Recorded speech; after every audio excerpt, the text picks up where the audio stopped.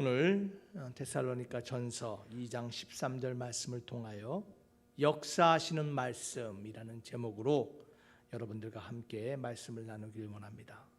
하나님의 말씀은 살아계시고 하나님의 말씀은 역사하시는 말씀인 줄 믿습니다. 오늘 그 역사하시고 움직이시고 역동하는 그 말씀이 여러분의 심령과 여러분의 가정과 우리 교회 가운데 오늘 체험되는 은혜의 시간 될 줄 믿습니다. 오늘 말씀을 다시 한번 우리 다 같이 한 목소리로 읽어보겠습니다. 데살로니가전서 2장 13절 다 같이 읽겠습니다. 시작. 이러므로 우리가 하나님께 끊임없이 감사함은 너희가 우리에게 들은 바 하나님의 말씀을 받을 때 사람의 말로 받지 아니하고 하나님의 말씀으로 받음이니 진실로 그러하도다. 이 말씀이 또한 너희 믿는 자 가운데서 역사하느니라. 선포된 말씀, 기록된 말씀이 믿는 자 가운데서 역사하신다고 합니다. 오늘 그 역사하는 하나님의 말씀이 오늘 체험되고 증거되는 시간 될 줄 믿습니다. 여러분, 제가 미국에 가기 전에 잠언 말씀을 통하여 스마트하게 살게, 지혜롭게 똑똑하게 사는 삶에 대해서 말씀을 나눴습니다. 사실 오늘 본문의 말씀은 그 세 번째 말씀을 이어가는 말씀입니다. 우리가 지혜롭고 슬기롭게 살기 위해서는 성경의 지혜를 얻어야 합니다. 또한 하나님을 신뢰하는 법을 배우며 살아야 된다라고 말씀했습니다. 오늘은 역사하시는 하나님의 말씀을 믿음으로 받아야 한다는 것을 우리가 발견하기를 원합니다. 여러분, 지금도 수많은 하나님의 말씀이 강단에서 선포되고 있습니다. 수많은 사람들이 하나님의 말씀을 읽고 듣고 있습니다. 여러분, 우리가 스마트하고 지혜롭게 살기 위해서는 우리가 무엇을 듣느냐가 중요합니다. 무엇을 지금 듣고 있는가, 또한 그것을 어떻게 들은 말씀을 받아들이고 있는가가 중요합니다. 그것이 우리를 살리기도 하고 죽이기도 합니다. 그만큼 듣는다는 것은 중요한 우리의 삶의 모습을 결정합니다. 여러분, 비판하고 험담하는 소리는 사람을 죽인다고 합니다. 누군가를 비난하고 비판하는 소리는 세 사람을 죽인다고 합니다. 험담하는 사람이 죽고 험담을 당하는 사람이 죽고 그 험담을 듣는 사람이 죽는다고 합니다. 저와 여러분들은 사람을 죽이는 소리에 귀 기울이는 것이 아니라 사람을 살리는 소리에 귀 기울여야 됩니다. 그래서 우리가 어떤 말을 어떻게 듣고 있는가, 지금 우리의 모습을 돌아보며 그것이 우리의 삶을 변화시키는 삶의 비밀이 됨을 발견하는 시간 되기를 원합니다. 그래서 우리 주님도 2000년 전에 이 땅에 오셔서 우리에게 말씀하셨어요. 들을 귀 있는 자는 들으라라는 것이. 오늘 사랑하는 만석교회 성도 여러분, 무엇에 귀 기울이고 있습니까? 무엇이 여러분의 귀를 쫑긋하게 만듭니까? 오늘 본문의 말씀은 우리가 듣고 읽고 묵상하고 선포되고 기록된 하나님의 말씀을 사람의 말이 아닌 하나님의 말씀으로 받을 때 그 말씀이 그것을 믿는 자들 안에서 역사하신다고 선포하고 있습니다. 사랑하는 만석교회 성도 여러분, 하나님의 말씀이 여러분의 심령 가운데, 여러분의 가정과 교회 가운데 역사함을 경험해야 될 줄 믿습니다. 그 역사함의 증인되어야 됩니다. 그러기 위해서는 들리는 것에 머무는 것이 아니라, 듣는 것에 멈추는 것이 아니라 그 선포된 말씀, 기록된 말씀을 믿음으로 받아들일 때 그 말씀이 역사하는 것이에요. 사랑하는 만석교회 성도 여러분, 오늘 이 말씀의 역사하심을 경험하는 주인공 되길 주님의 이름으로 축원합니다. 여러분의 심령에 지금 말씀이 역사하고 계십니까? 하나님의 살아계신 그 말씀이 여러분의 마음과 여러분의 상황과 여러분의 가정과 여러분의 문제 가운데 일하고 계십니까? 오늘 그 놀라운 역사하시는 하나님의 능력을 경험하는, 나누고 증거하는 사람 되어야 될 줄 믿습니다. 여러분, 하나님의 말씀은 여러 가지 비유로 성경은 표현하고 있습니다. 성경에는 많은 말씀에 대한 비유들이 표현되고 있는데, 저는 오늘 몇 가지로 여러분들과 함께 하나님의 말씀을 뭐라고 성경은 비유하고 있는지를 함께 먼저 나누기를 원해요. 여러분, 하나님의 말씀을 성경은 뭐라고 말하고 있습니까? 첫 번째로 하나님의 말씀을 거미라라고 말합니다. 그렇죠? 여러분 너무나 잘 알죠. 히브리서 4장 12절은 이렇게 말합니다. 하나님의 말씀은 살아있고 활력이 있어 좌우에 날선 어떤 검보다 예리하여 혼과 영과 및 관절과 골수를 찔러 쪼개기까지 하며 또 마음의 생각과 뜻을 판단하신다.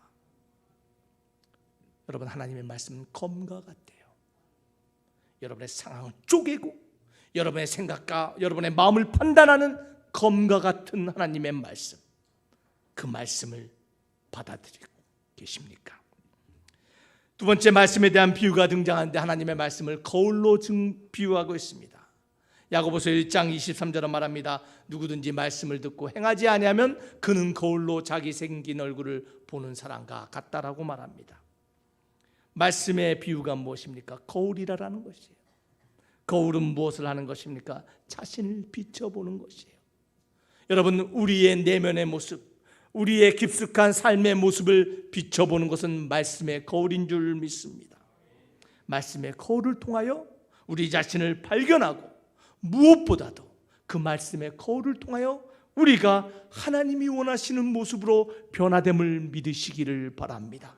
말씀의 거울 없이는 우리의 잘못을 발견할 수도 없고, 우리의 티도 발견할 수도 없고, 우리가 하나님이 원하시는 모습으로 변화될 수도 없습니다. 그래서 말씀을 거울이라고 말합니다. 세 번째로 성경에서 말씀에 대한 비유를 표현하는데, 여러분 어쩌면 여러분 처음 듣는 분도 계실 거예요. 하나님의 말씀을 망치로 비유하고 있어요. 하나님의 말씀이 뭐라고요? 망치. 근데 그냥 망치가 아니라 불망치예요. 예레미야 23장 29절은 이렇게 말합니다. 우리 다 같이 한번 읽어보겠습니다. 시작. 여호와의 말씀이니라 내 말이 불같이 아니하냐, 바위를 쳐서 부서뜨리는 방망이 같이 아니하느냐. 여러분, 이 불방망이 말씀을 경험해 보셨습니까? 어느 날 그 말씀이 마침 불방망이처럼 나의 의심과 나의 믿음 없음과 나의 흔들리는 믿음 없는 내 모습을 깨트리는 하나님의 은혜를 체험해 보셨습니까? 망치와 같은 말씀이 내 영혼의 죄악을 깨트릴 때 저와 여러분들이 새로워짐을 믿으시기를 바랍니다. 또한 성경은 말씀에 대해서 뭐라고 말씀하고 있습니까? 말씀을 영혼의 양식이라고 말합니다. 우리 주님은 직접 말씀하셨어요. 내가 생명의 떡이다라고 말씀하십니다. 예레미야 15장 16절은 이렇게 말합니다. 주의 이름으로 일컬음을 받은 내가 주의 말씀을 얻어 먹었사오니 주의 말씀은 내게 기름과 내 마음의 즐거움이 됩니다라고 말합니다. 사랑하는 만석교회 성도 여러분, 하나님의 말씀을 먹고 계십니까? 하나님의 말씀이 여러분의 그 어떤 기쁨과 그 어떤 즐거움보다 크십니까? 여러분, 재물보다 더한 것이 말씀이라고 했어요. 하나님의 말씀을 양식으로 먹는 저와 여러분이 되어야 될 줄 믿습니다. 또한 말씀을 뭐라고 비유하고 있습니까? 말씀은 등불이라고 말합니다. 시편 119편 105절은 이렇게 말합니다. 주의 말씀은 내 발의 등이요 내 길의 빛이니이다. 주의 말씀이 여러분의 인생의 등불이 되십니까? 주의 말씀이 여러분의 걸음의 빛이 되고 계십니까? 혹시 여러분 어떤 지금 인생길을 걸어가고 있습니까? 내일을 알 수 없고 비난과 조롱 가운데 홀로 어두운 골방을 지나가고 갇혀 있습니까? 주의 말씀을 사모하시길 바랍니다. 주의 말씀이 여러분의 등불이 됨을 믿으시기를 바랍니다. 또한 성경은 말씀에 대해서 뭐라고 대표적으로 비유합니까? 말씀을 씨라고 말하고 있습니다. 말씀이 씨래요. 마가복음 4장에는 씨 뿌리는 비유가 나오는데 4장 20절은 이렇게 말합니다. 우리 다 같이 한번 읽어보겠습니다. 시작. 좋은 땅에 뿌려졌다라는 것은 곧 말씀을 듣고 받아 30배나 60배나 100배의 결실을 하는 자니라. 할렐루야. 여러분, 이 씨앗의 말씀을 여러분 마음판에 받으셨습니까? 여러분, 30배, 60배, 100배의 결실을 맺는다는 이 말을 유진 피터슨 목사님은 메시지 성경에서 이렇게 번역했어요. 그 말씀을 우리가 품을 때 그 말씀이 내가 상상하고 기대한 것보다 더 큰 놀라운 것으로 다가온다라는 것이에요. 그러한 추수로 결실을 맺는다라는 것이에요. 사랑하는 만석교회 성도 여러분, 하나님의 말씀, 선포된 말씀을 여러분 어떻게 받아들이고 있습니까? 여러분, 하나님의 말씀을 하나님께서 나의 인생에 뿌리신 씨앗으로 받아들인다면 여러분, 그 씨앗은 여러분이 꿈꾸는 것과 비교할 수 없는 하나님의 꿈이 여러분의 인생 가운데 성취됨을 믿으시기를 바랍니다. 이것이 바로 성경의 약속인 것이에요. 하나님의 말씀을, 선포되는 말씀을, 기록된 말씀을 내 안에서 싹트 하나님의 그 주소로 바라볼 때 하나님의 그 놀라운 역사심이 비교할 수 없는 놀라운 인생으로 경험될 줄 믿습니다. 그러한 주인공 되시기를 주 이름으로 축원합니다. 성경은 말합니다. 말씀을 검과 거울과 망치와 양식과 등불과 씨앗과 수많은 또 다른 비유들로 표현하고 있습니다. 그러한 말씀이 여러분의 삶 가운데 지금 믿음으로 들려지고 받아들여지고 있냐라는 것이에요. 여러분, 그러할 때 그 말씀이 역사하는 능력이 된다고 합니다. 여러분, 말씀이 우리 심령 가운데 들려지고 받아질 때 수많은 일들이 일어나는데 여러분, 성경에 말씀의 역사는 두 가지로 크게 요약할 수 있어요. 말씀의 핵심적인 역사 두 가지가 있는데 그 첫 번째는 바로 변화예요. 변화. 어떤 변화입니까? 그 말씀이 믿음으로 받아질 때 그 말씀이 나를 거룩하게 성장시키는 거예요. 나를 거룩하고 정결한 사람으로 만들어 가는 거예요. 과거와 다른 믿음의 사람으로 나아가게 만드는 거예요. 의심을 버리고 확신과 신뢰의 사람으로 나아가게 변화시키는 거예요. 요한복음 17장 17절은 우리에게 이렇게 말씀하십니다. 우리 주님이 말씀하셨어요. 다 같이 한번 읽어보겠습니다. 시작.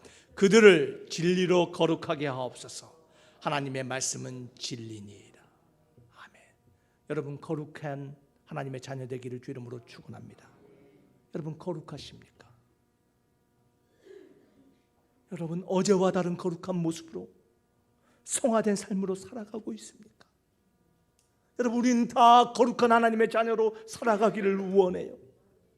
그게 우리의 갈망이에요. 만약에 여러분 안에 지금 거룩의 갈망이 없다면 죄송하지만 여러분들은 구원받은 자녀가 아니에요.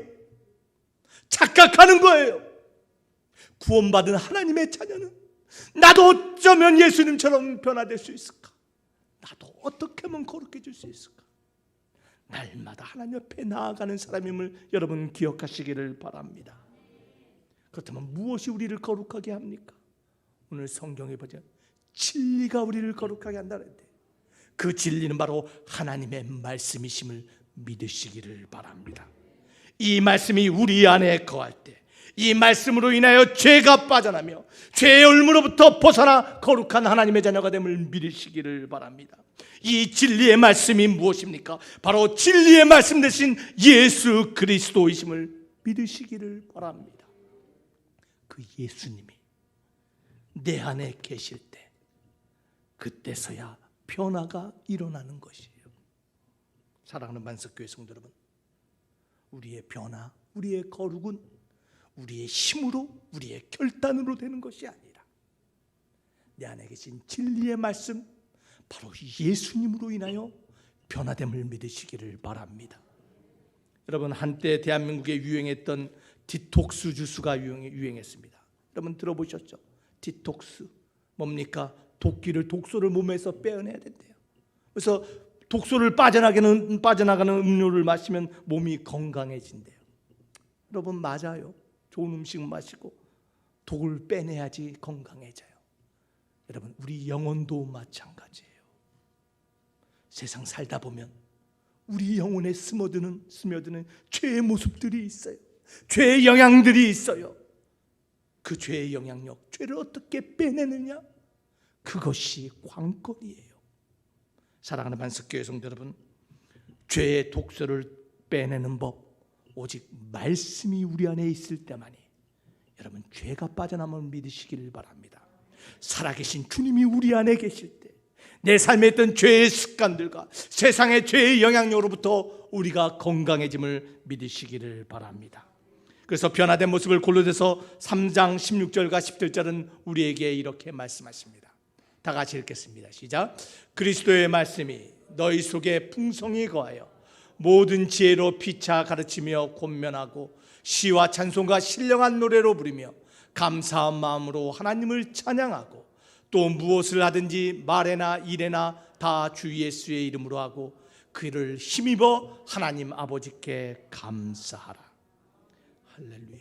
사랑하는 반석교회 성도 여러분, 비난하고 비평하고 불만을 터뜨리고 의심하고 불신하던 우리의 말과 우리의 행함이 하나님의 말씀이 우리 가운데 거할 때 우리가 변화되어 하나님을 찬송하고 감사하는 참 믿음의 예배자, 참 믿음의 교제, 참 믿음의 공동체가 됨을 믿으시기를 바랍니다. 사랑하는 반석교회 성도 여러분, 우리 냉정하게 세상을 봐야 돼요. 우리가 예수 믿었다고 해서 하나님의 자녀로 구원받았다고 해서 우리가 어느 날 갑자기 하나님의 원하시는 거룩한 장성한 믿음으로 가는 것이 아니에요. 구원받은 것은요, 마치 어린아이가 태어난 것 같아요. 태어난 어린아이 혼자 살 수 없어요. 어머니의 젖을 먹어야 됩니다. 교육을 받아야 됩니다. 운동과 훈련을 해야 됩니다. 입혀줘야 됩니다. 닦여줘야 됩니다. 그럴 때 아이가 자라듯이 저희도 이 세상 가운데 하나님의 거룩한 자녀로 거듭났다면 예수님처럼 장성한 믿음으로 장성한 성장한 사람이 되기 위해서는 사랑하는 반석교회 성도 여러분, 주의 말씀을 믿음으로 받는 자 되기를 주 이름으로 축원합니다.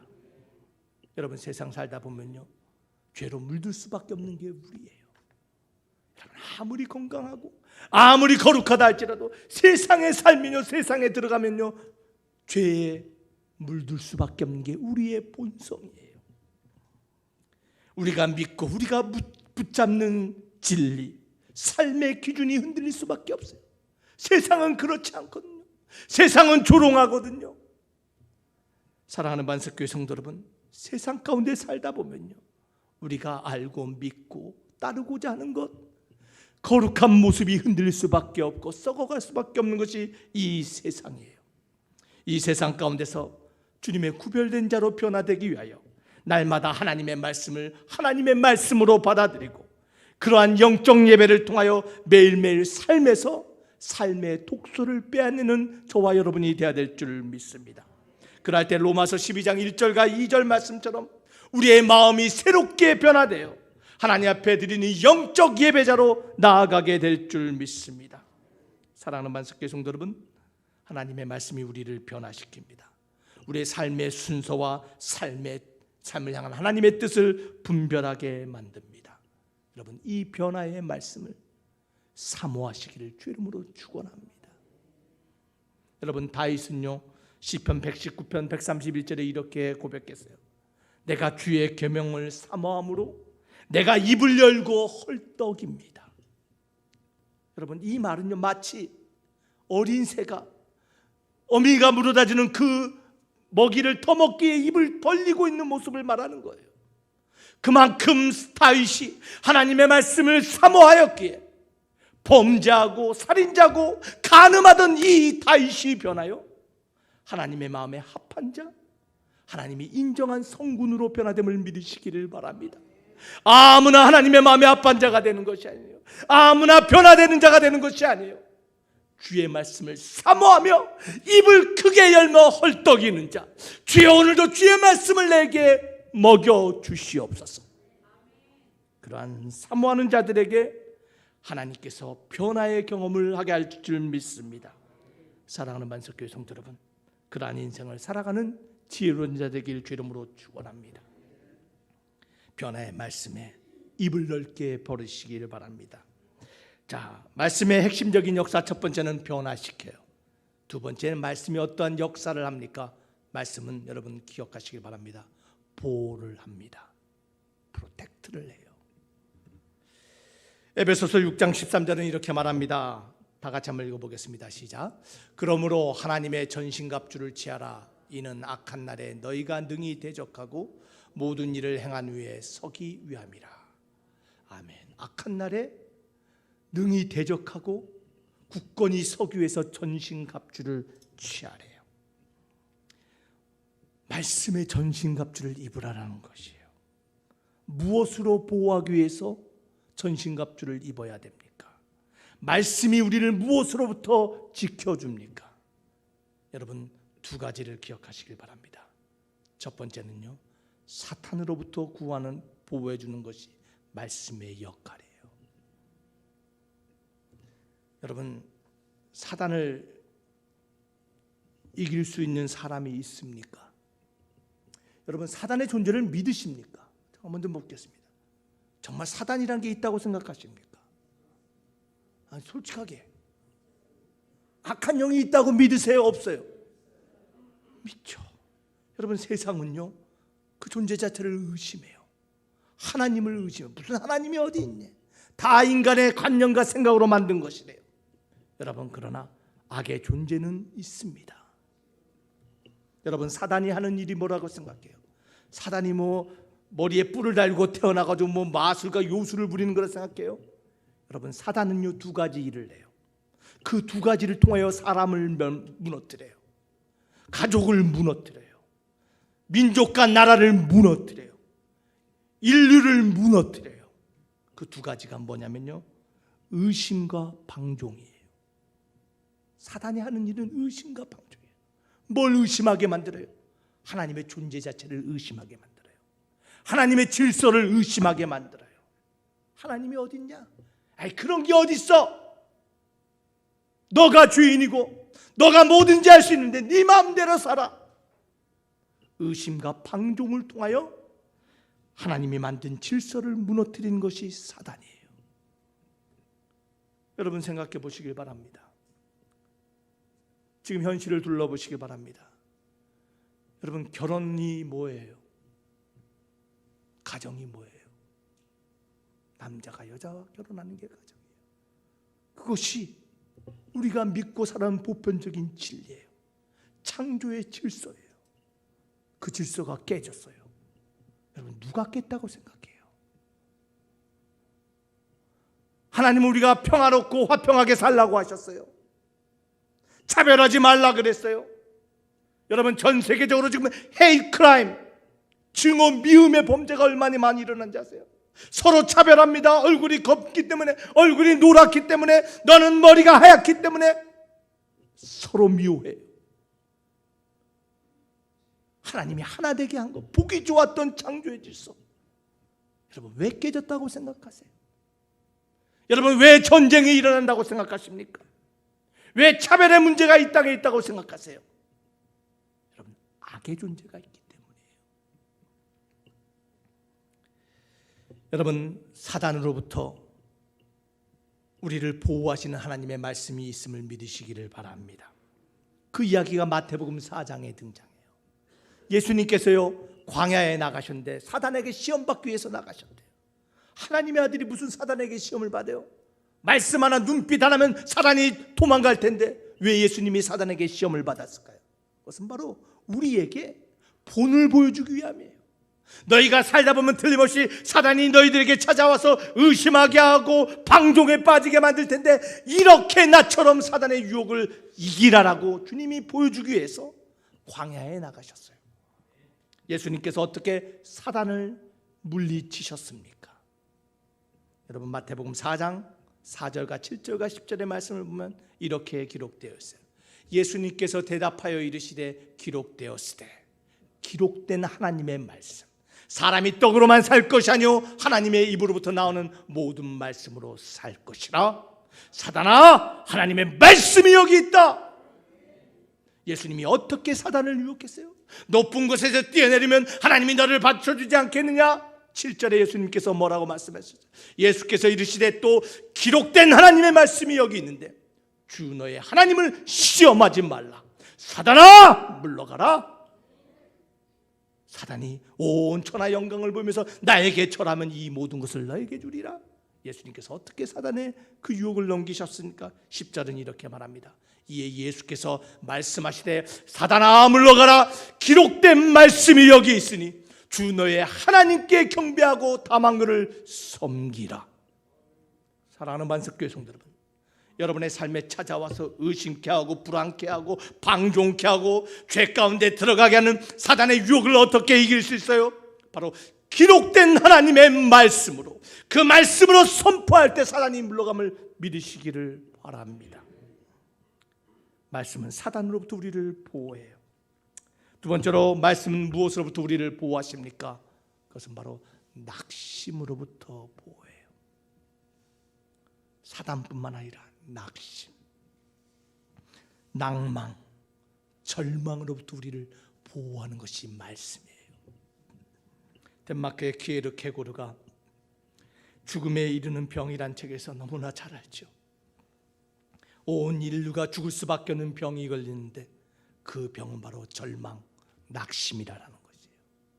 이 낙심, 절망의 병에 걸렸기 때문에 인류가 죽는다라는 것이에요.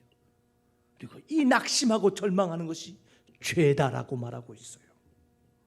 여러분, 이 낙심이 어떻게 찾아옵니까? 이 낙심이 어떻게 우리의 인생 가운데 들어옵니까? 이 절망이 언제 우리의 마음 문을 두드립니까? 많은 사람들이 생각해요. 실패하면 낙심한다 생각해요. 질병에 걸리고 몸에 아프면 낙심에 빠진다고 생각해요. 내 삶의 한계에 부딪혔을 때, 나갈 수 없는 문제에 부딪혔을 때 낙심한다고 생각해요. 아니에요. 여러분, 낙심은요, 분리되었을 때 찾아오는 거예요. 내가 믿던 관계에서 분리됐을 때, 내가 의지하던 상황에서 분리됐을 때, 무엇보다도 하나님과의 관계에서 분리됐을 때 낙심과 절망이 찾아와요. 크리스찬은요, 하나님의 은혜로부터 멀어질 때 낙심에 빠지는 사람들이 크리스찬들이에요. 여러분, 지금 혹시 낭망하고 절망하고 슬픔에 잠겨 있습니까? 내가 하나님의 은혜로부터 멀어지지는 않았는지, 주 앞에 더욱더 가까이 나갈 때 우리 하나님이 낙심으로부터 우리를 건져주심을 믿으시기를 바랍니다. 그래서 이 낙심을 우리 인류는 해결하고 극복하기 위해서 수많은 돈과 수많은 것을 투자했어요. 그런데 성경은 말해요, 이 낙심의 문제를 해결할 것은 하나님의 말씀이라는 거예요. 여러분, 그 사실을 믿으시면 아멘 하시길 바랍니다. 여러분, 낙심의 진짜 문제가 뭔지 아세요? 낙심이 왜 무서운지 아세요? 여러분, 이 낙심은요, 서로 나누는 거예요. 나만 낙심하는 것이 아니라, 여러분, 낙심하면요, 옆에 사람에게 그 낙심을 나눠줘요. 그래서 함께 낙심해. 여보, 어떡하면 좋아? 이렇게 됐는데. 아이고, 어떡하면 좋아? 우리 망했는데. 이렇게 됐는데. 낙심을 나누어지고 나아가서 이 낙심은 우리의 눈을 가려요. 그래서 낙심에 빠진 사람은 진리가 무엇인지, 생명과 소망과 길이 무엇인지를 보지 못하게 되는 거예요. 그래서 죽음에 이르는 거예요. 어떻게 이 낙심을 극복합니까? 이 낙심의 극복의 이야기가 등장하는데 그것이 누가복음 24장의 이야기예요. 바로 엠마오로 가는 제자들의 이야기. 이것이 낙심에 빠져 있는 사람, 두 제자를 주님께서 그 낙심 가운데 건져내신 이야기임을 여러분 믿으시기를 바랍니다. 여러분, 생각해 보세요. 예수님을 3년 반 동안 모든 걸 버려놓고 따랐어요. 가족도 버렸어요. 그물도 버렸어요. 배도 버렸어요. 사랑하는 애인 자식도 버려놓고 예수님을 따랐어요.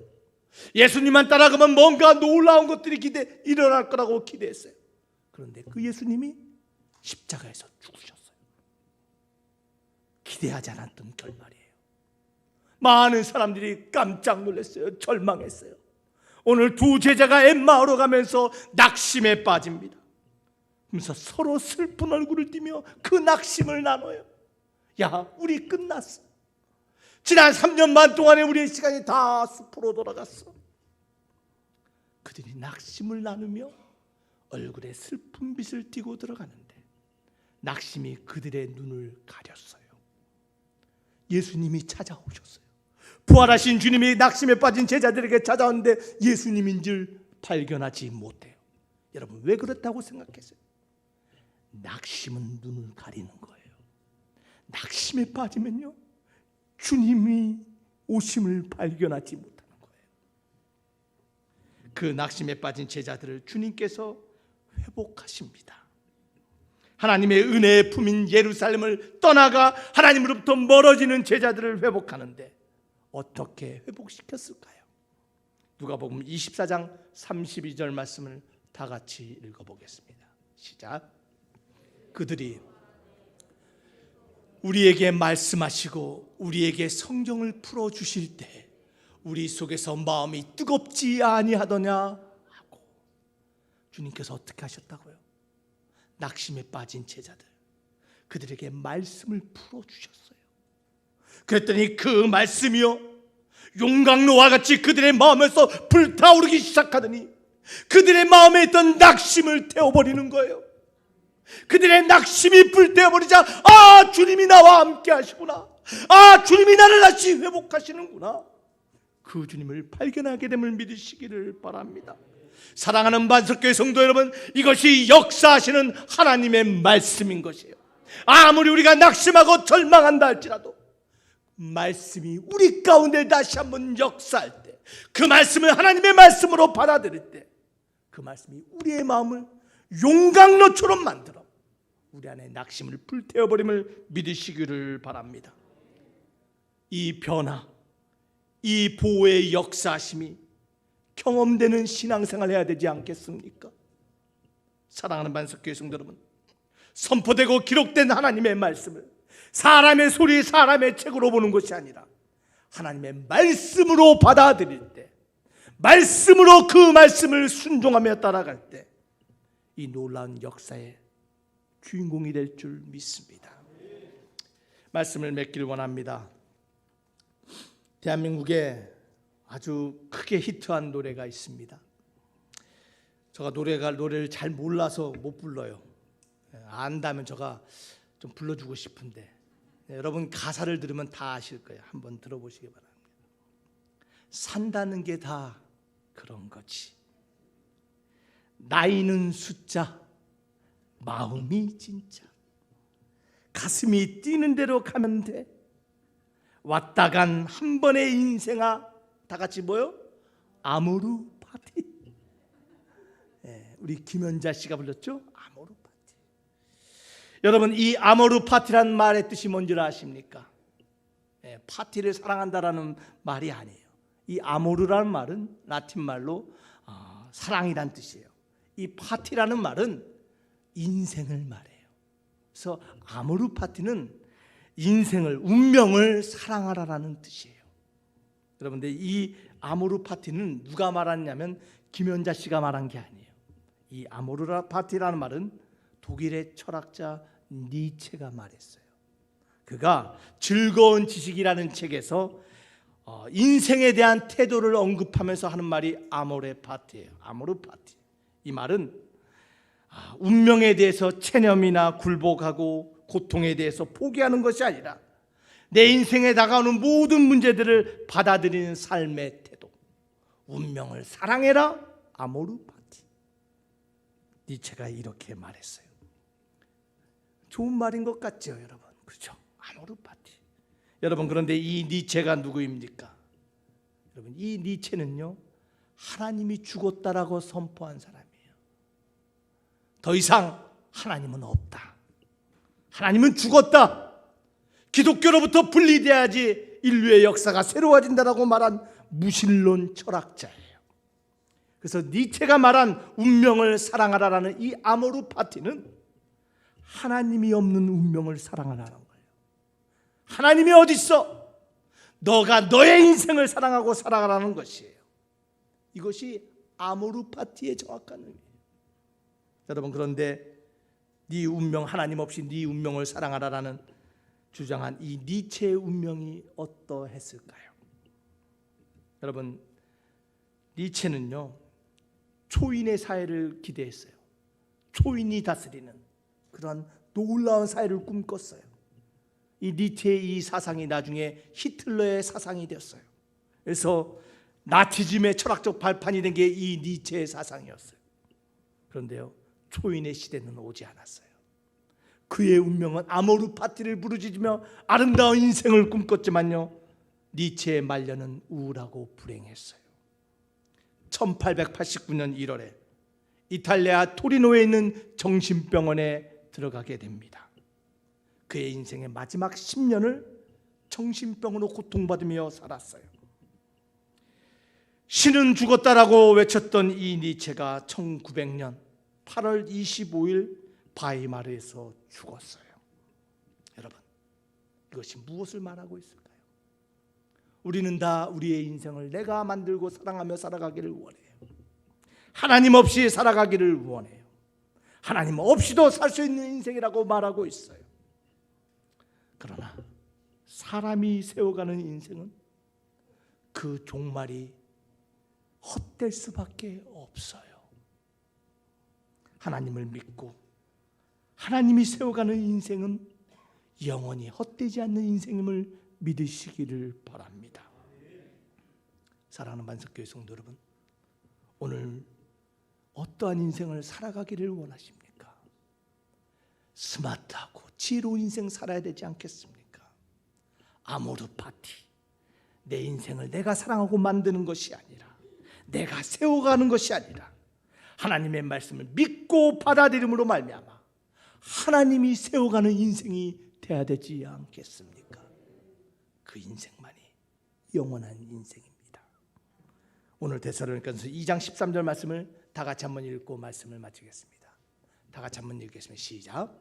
이러므로 우리가 하나님께 끊임없이 감사함은 너희가 우리에게 들은 바 하나님의 말씀을 받을 때 사람의 말로 받지 아니하고 하나님의 말씀으로 받음이니 진실로 나오세요. 진실로 그러하도다. 이 말씀이 또한 너희 믿는 자 가운데서 역사하시느니라. 그 말씀이, 하나님의 말씀으로 받아들이는 그 말씀이 여러분의 인생 가운데, 10년 가운데 변화와 보호하는 역사로 경험되기를 주 이름으로 축원합니다. 기도하시겠습니다. 아버지 하나님, 감사합니다. 오늘도 주의 말씀을 듣게 하시고 들으면서 끝나는 것이 아니라 그 말씀을 믿음으로 받아들여 우리의 삶의 변화와 보호하심을 경험하게 하시니 감사합니다. 인생의 문제 가운데 말씀으로 일어나게 하시고 우리의 인생을 우리가 만들어가는 것이 아니라 하나님이 만들어가는 인생 살아가게 하여 주시옵소서. 오늘도 역사하시는 말씀의 주인공이 된 줄 믿사옵고 예수님 이름으로 기도하옵나이다. 아멘.